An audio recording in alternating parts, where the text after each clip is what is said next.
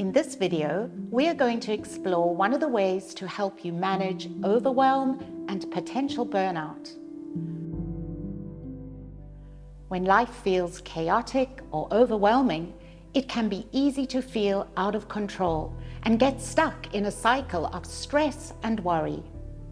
But this is not always 100% our fault. Humans have survived and evolved over many thousands of years because our modern-day brains are constantly scanning the environment to identify what it sees as a potential threat, causing us to feel stressed and often respond negatively in a way that our primitive brain might have reacted in the past by fighting, fleeing, or doing nothing else but worry about the situation.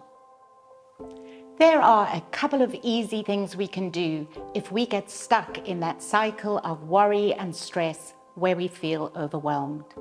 These things can help us to overcome those instant primeval responses. One of my favorite ones is called the CIA model. This three-step process helps us to identify what we can control in the situation, what we can influence, and what we can accept, even if only for a short while, so that we can give our brains a break. If you can't stop thinking about something that has happened in the past, or you feel really worried about something happening at the current time, or you think may happen in the future, stop for a moment and take 3 deep breaths. Then ask yourself these questions, saying, what in this situation can I truly control? Most times, you will only really be able to control your response. You might do this by using breathing or mindfulness techniques to help you calm your nerves. Control is the first letter of the CIA.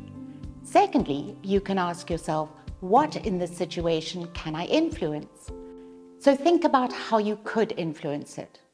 As an example, you are furious with someone's behavior and you want to let them know in no uncertain terms how you feel, but you know that this won't help the situation. So you have ended up worrying about it instead. But imagine that you offload your worry by writing your thoughts and feelings down in an email to that person. But instead of sending that email straight away, you wait until the next morning when you've had some time to cool off. Then you look at the email again with a clearer head and decide to change some of the wording.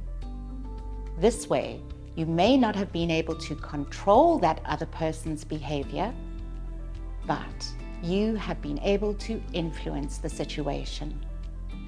Then finally, the A for accept is if you still feel like you cannot control everything and you have done what you can to influence it, but you are still worrying about it. Try asking yourself what you may need to accept. Now, I never recommend that anyone accepts any behavior that is harmful to themselves or someone else. But sometimes giving ourselves permission to accept something just for now, just for a certain time frame, for instance, this morning or overnight or just for a day, it can help us let go of the worry for a while, knowing that because we've given ourselves permission to only accept the situation for a short while, we can come back to it at a later stage to see whether there is any more we can do to control or influence it. If you feel you need more support or things deteriorate for you, please get hold of your doctor or otherwise log into your Verve portal and click the link to request a survey. You will then be able to access all the support you need.